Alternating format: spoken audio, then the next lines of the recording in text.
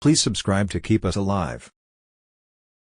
In Puerto Rico, a woman was murdered this Sunday at around 4:50 in the morning at the traffic light of Carreta 138 in front of the Mennonite Hospital in Coamo, police reported.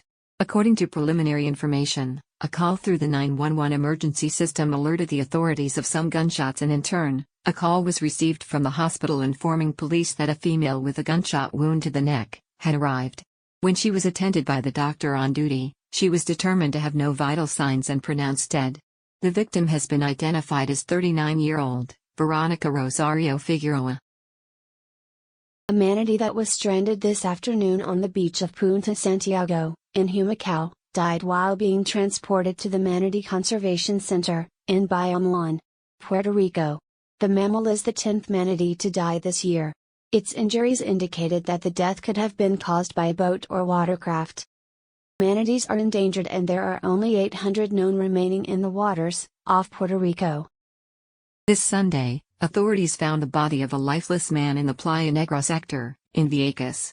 According to preliminary information, a call through the 911 emergency system alerted the authorities to a dead person on the beach. When the agents arrived at the scene, they found the naked body of a man with white complexion. Authorities are investigating the cause of death. A woman was shot and wounded this Sunday at around 5:45 a.m. on Avenida Barbosa, intersection with Calle Almeria in Hato Rey, the police reported.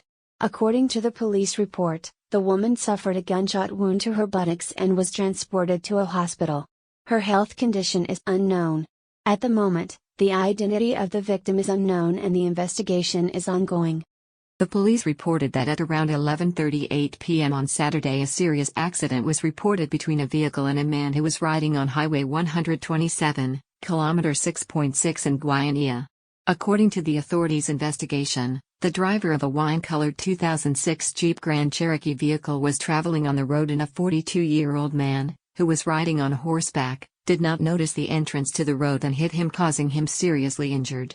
The man had to be transported by air ambulance to the Rio Piedras Medical Center in critical condition. The horse was killed on impact. A 23-year-old young man was shot and killed this Sunday in the early hours of the morning on Payal Street, in front of a business in Caguas, police reported.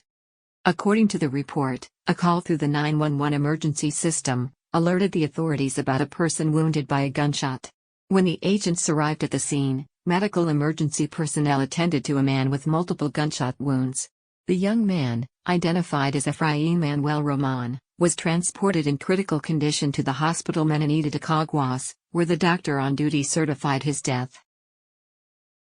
A violent death was reported in the hours of Saturday night, on Highway 536, kilometer 5.7, Volcanes sector of the Ollas neighborhood in Santa Isabel.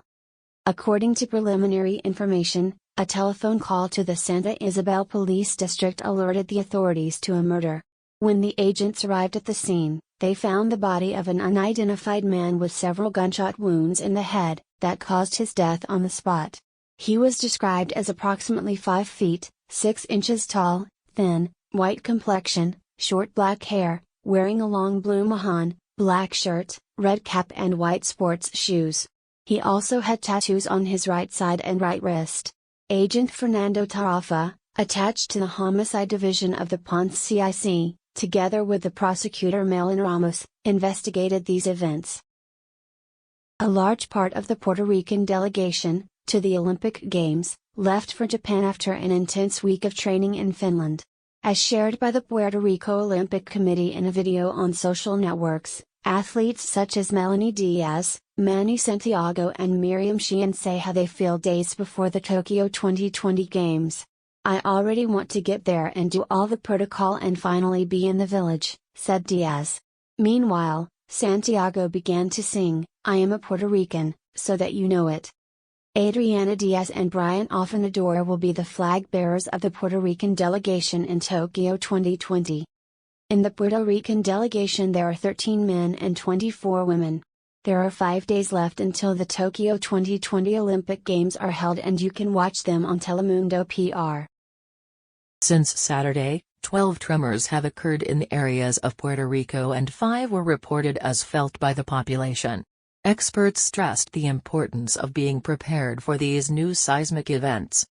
The earthquakes that have been registered in the country since Saturday night are part of the seismic activity that began on December 28, 2019 and which peaked on January 7, 2020 with the 6.4 magnitude earthquake that caused major damage to the southwestern part of the island, said geomorphologist Jose Malinelli Friades. The Puerto Rico Department of Health reports for COVID-19, this past week, are 0 deaths, 132 confirmed cases, 121 probable cases, 148 suspected cases, 86 hospitalized. The total deaths reported to date are 2,561.